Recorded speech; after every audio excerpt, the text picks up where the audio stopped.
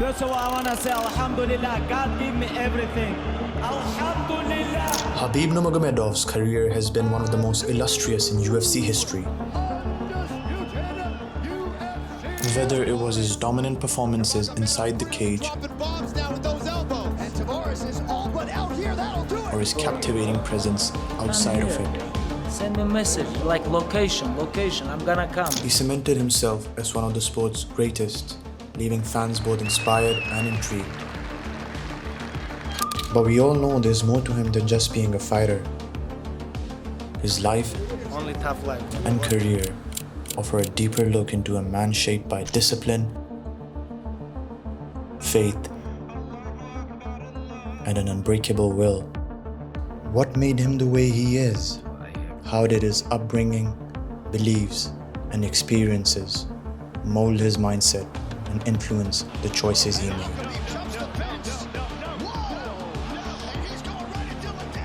In this video, we'll take a deep dive into understanding the psychology of Khabib the Eagle Nurmagomedov.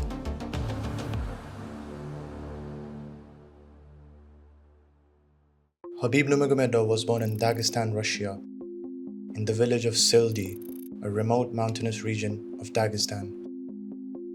It was a tough place to grow in, with the rugged landscape and harsh weather. It also had a lot of deep-rooted history, which was passed down through generations. Почему именно здесь? Потому что раньше от Грузии, от Чечни, раньше даже до царских времен, видимо, бывали набеги. The village itself was built on mountain tops for a reason: to stay alert, to watch for foreign invaders and threats. Towers were placed at high points so you could see anyone coming from any side. It wasn't just about where they lived, it was about how they survived. The word Sildi itself came from the word Si, which means tower. Khabib's ancestors, descendants of Avar Highlanders, carried with them stories of forced migration and survival. На равнину Чеченская республика, Чеченская республика, Видинская равнина. Вот тогда, видимо, ее подожгли и пришлось заново восстановить. Это было переселили. Переселили тогда. Вот. Опять, когда в 57-м, когда чеченцы начали возвращаться, они тоже захотели свое место, и наши все сельдинцы переехали больше половины сюда, больше половины Кизылтурский район, Кирового. Khabib's father and his family were one of the few who had to move back to Dagestan when the Chechens came back to claim their land. В 1957 году вот этот дом сделали. Здесь жили два родных брата, это мой дедушка и дедушкин брат, и его дети. У каждого по 5 детей было. Короче, 12 человек здесь, и еще внизу здесь есть дом. Здесь жили, сейчас мы чуть ремонт здесь сделали, а так в этом доме. Khabib grew up surrounded by stories of struggle, resistance, and survival. From the 19th century resistance against the Russian Empire to the territorial disputes with neighboring Chechnya in the 20th century, Dagestan's history is steeped in conflict and resilience. These weren't just distant tales, they were part of everyday life, shaping how young boys like Khabib saw the world. In a land as unforgiving as the mountains around him, strength wasn't optional, it was inherited. His environment didn't just challenge him, it built him.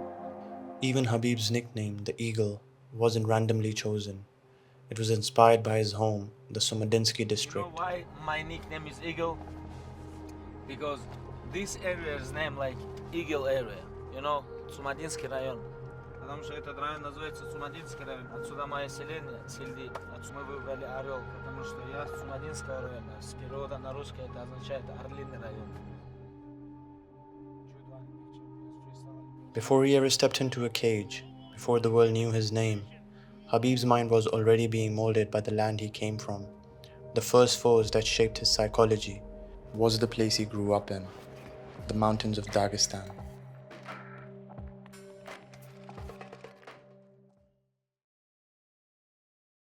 In the shadows of the Caucasus Mountains, Khabib built his strength. But strength alone was never enough. It had to be molded by discipline, faith, and principles. Born into a humble household, Khabib lived under the same roof as his siblings and cousins, a tight-knit family. His father, Abdulmanap Nurmagomedov, was a decorated athlete and a military veteran. But to Khabib, he was simply a coach. Abdulmanap had a vision, not just for his son, but for Dagestan's youth. The dad had a vision that Khabib would be the champion. Then when Khabib retired, Islam would come in and be the champion. Let me tell you what, you want to talk about one of the greatest coaches in the history of the sport that's never talked about? Khabib Nurmagomedov's dad. Yeah. You know what I mean? When you think about what that guy built. He saw discipline as salvation, a means to protect his people from the pull of religious extremism, Dagestan region. Gunmen attacked churches, a synagogue, and a police post in Russia's Caucasus region of Dagestan. poverty, and violence. In Dagestan's capital Makhachkala, 7 suspected militants were killed by security forces in a shootout. He trained Khabib like a soldier, not to beat men, but to control himself first. Morning runs in the mountains. Cold river swims against the currents. Wrestle, repeat. His training regimen was intense, designed not for the body alone, but to forge an unbreakable mind. At just 9 years old, Khabib was wrestling a bear. A viral clip now, but to him it was just another day under his father's watch. In Dagestan, wrestling isn't a sport, it's a rite of passage. In gyms, in alleyways, in schools, everyone wrestled. It wasn't just encouraged, it was expected. But Abdulmanap's true genius wasn't just in coaching athletes, it was in raising men of principle. He built all his students, all the athletes. On the first place, he built good people, good characters. A lot of what those guys are is what the father instilled in them. I come in and I just add my little 2 or 3% to what they already had. I didn't build these kids. I didn't build Khabib. His father built He them. believed fighting was worthless if a man didn't carry honor. Father teach me like my religion. Father teach me discipline, rules, and number one things, it was respect. You have to respect gym, you have to respect coaches, you have to respect your sparring partners, you have to respect all people. You cannot fight in the street because you know how to hurt people. It was like all about respect. The larger part of his lessons stemmed out from his beliefs, a faith not just practiced, but lived. For Khabib, his religion wasn't just part of his identity, it was his compass. He is devoutly religious. I mean, 5 times a day, there's a call to prayer. They don't fuck around. Yeah. During Ramadan, there's no eating, no drinking, no nothing during the day. The training is all like brutal and Spartan. Yeah. And he takes no credit. What does he do all the time? He goes, And he's this? super No. humble. That. Yes, always. He's super humble. He's admirable, right? Like you see a man like that, that's a man of character. Yeah. It created boundaries. It sharpened his self-control. I talked to a couple people over there, and they was just like, we look at our women as queens, and we cover them because in the Quran is, the man is weak to the flesh. It taught him humility in victory and patience in pressure. In Dagestan, the line between family and community is thin. Everyone knew everyone. The same men who disciplined you also prayed beside you. The same boys you trained with protected your honor in the streets. This web of respect, loyalty, and competition formed a support system, one that would follow Khabib from the mountains to the octagon. Abdulmanap didn't raise a fighter, he raised a man who could fight. The goal was never fame, it was control over self, mastery over impulse. And as Khabib's body grew stronger, his soul grew quieter, more focused, grounded, built not just for the spotlight, but for the test of life. This was the foundation, not just of a fighter, but of a mindset, one forged in the harsh winds of Dagestan, raised under the wisdom of a father, and anchored in unshakable faith.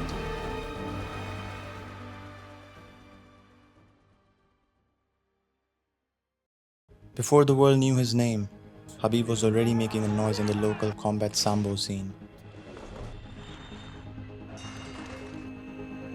dominating opponents with the same relentless pressure that would define his career.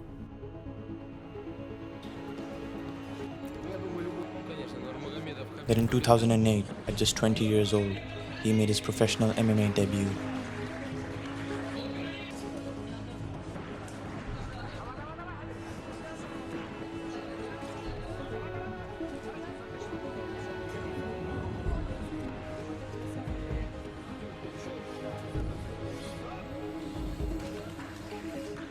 winning by first-round submission. Just a month later, he entered a one-night tournament in Moscow.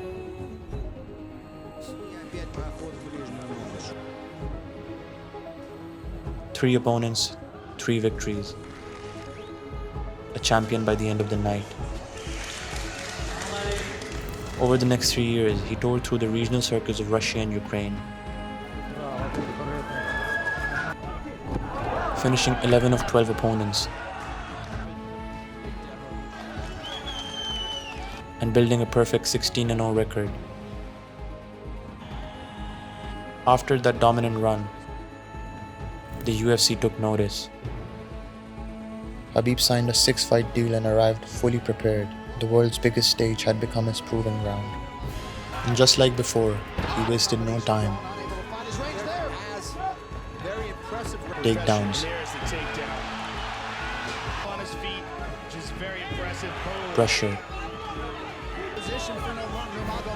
control,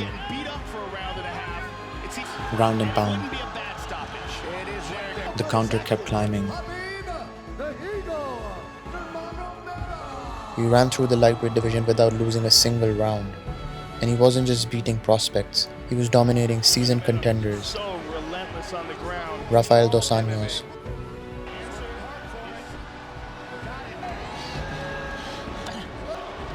It really is. It's quite impressive. Michael Johnson, A big factor in this fight. Khabib Nurmagomedov mauls people. Terrible position for Joe to emulate. And now he finds himself getting pounded on. Edson Barboza, Already by Khabib. Higher downward punch. Oh, big shots by Khabib. Ooh. Barboza just already overwhelmed. You see the look in his face. a clash with Tony Ferguson felt inevitable, a fight that hardcore fans saw as a real championship decider.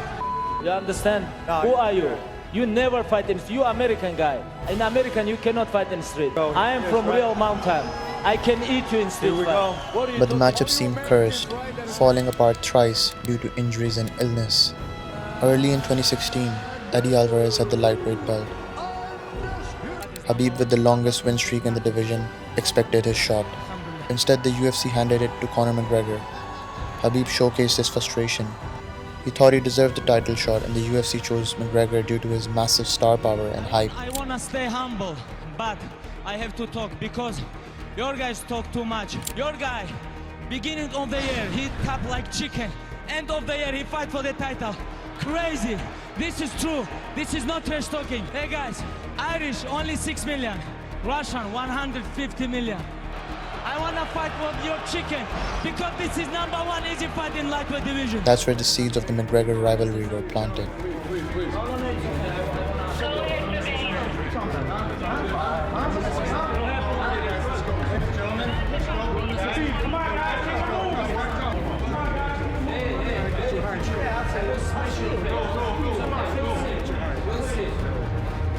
McGregor claimed the title, then chased Floyd Mayweather into a boxing ring. Meanwhile, Khabib stayed silent, training harder, waiting patiently. April 2018, UFC 223.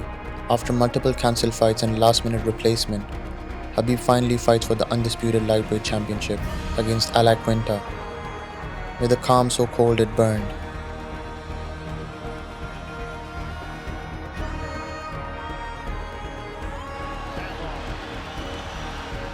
He's getting mauled like everybody else before him.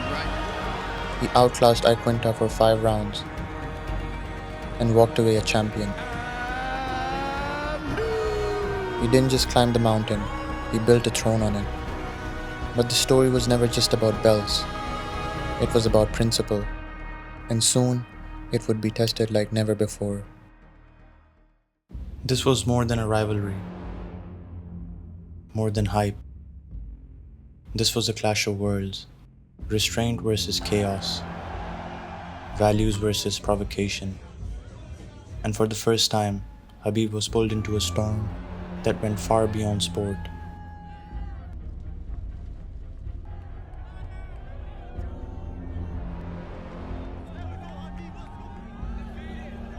It began with Artem Lobov, Conor's longtime friend and teammate. He mocked Khabib publicly, questioning his courage, calling him unreliable. Хабиб снимался уже 6 раз. Кто здесь чикен у нас? Кто боится? Ну, один чемпион и выйдет несмотря ни на что. А другой секунд будет сниматься каждый раз. Так ему оплюх на улице где-нибудь, если попадется, могу надавать без проблем. In Dagestan, words like that carry weight. Khabib found him in a Brooklyn hotel to confront him for what he said.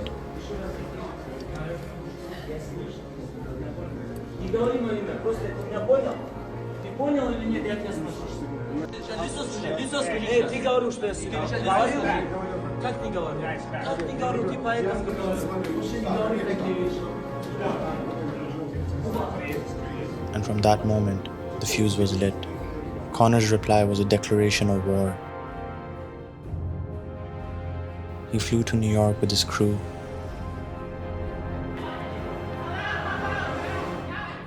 Stormed the arena.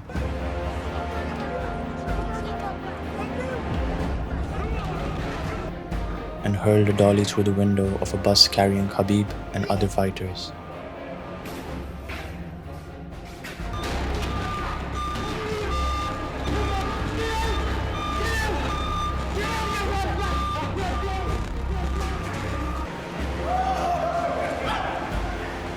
Blood was spilled, fighters were cut. But Khabib sat still. He didn't retaliate, he didn't react, he just watched. But he never forgot. Come here, send a message, like location, I'm gonna come. Whatever you want, doesn't matter. Ireland, New York, Brooklyn or Moscow, doesn't matter. Conor was arrested, released on bail. I just want to say I'm thankful to the DA and the judge for allowing me to move forward. I want to say to my friends, my family, my fans, thank you for the support. Thank you. And in that chaos, the UFC saw gold. We have one more thing we want to show you. They saw a headline, and they booked the fight. The fight is done. October, Las Vegas. It's on, ladies and gentlemen. The build-up was pure venom. Conor attacked everything sacred to Khabib. His people. His own people, they were chased from their land to the edge of cliffs. My family, my bloodline, the McGregor clan, we stood and we fought the English Empire. His faith. My last fight, like, I don't drink. Why don't you drink? I don't drink. Why don't you drink? I never drink. I'll tell you some buzzer parties. I never drink. You mad backwards cunt. You're dead when I get my hands on you. His father. The Chechen people know what I'm talking say. about when I call this man a coward. When I called his father a quivering coward. Which Chechen people? Him and Kadyrov were at a mosque together, and he posts a picture of Kadyrov on his Instagram site. The caption is, "Together we are stronger."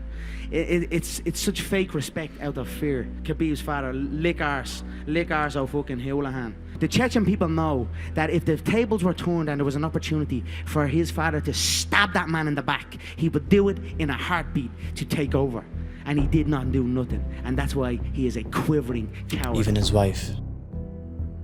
Khabib didn't shout back. He didn't throw chairs or insults. He sat, he listened, and he waited.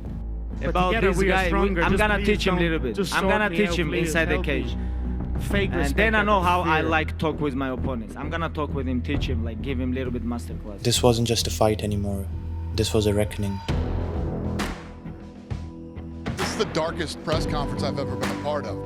You know, when you talk about these guys truly not liking each other.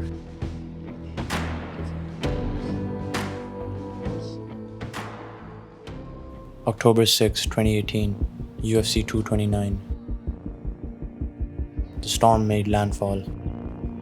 The most anticipated fight in MMA history. All the noise, all the insults, all the fire. Came down to 4 rounds in the cage. Round 1, control.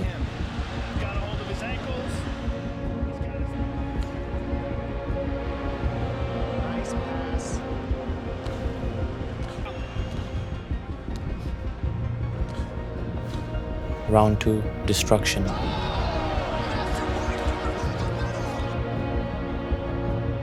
Ground and pound like thunder. Khabib didn't just fight, he punished.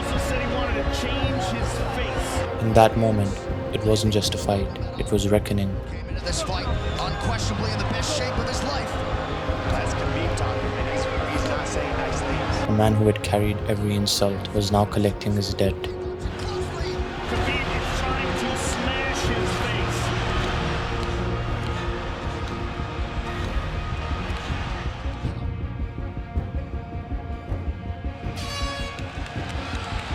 Nurmagomedov with a huge second round. After the wishes beat down in round 2, corner was broken. Khabib finally finished him in round 4 by choking him.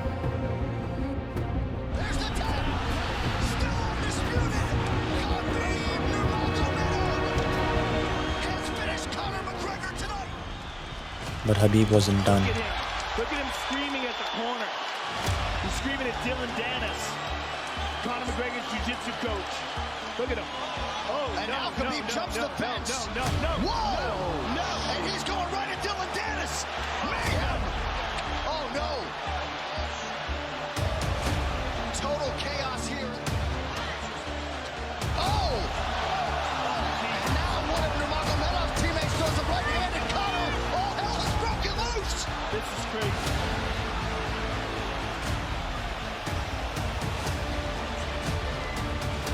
We left the cage, not for glory, but for principle, to send a message. Many saw rage.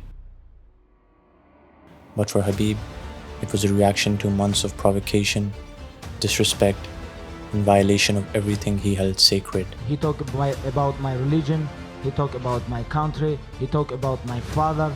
You cannot talk about religion, you cannot talk about nation, guys, you cannot talk about this stuff. For Khabib, the fight didn't end with the tap.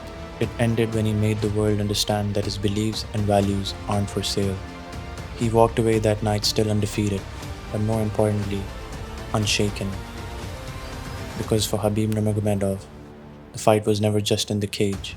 It was about legacy, about honor, and about drawing a line that could never be crossed again.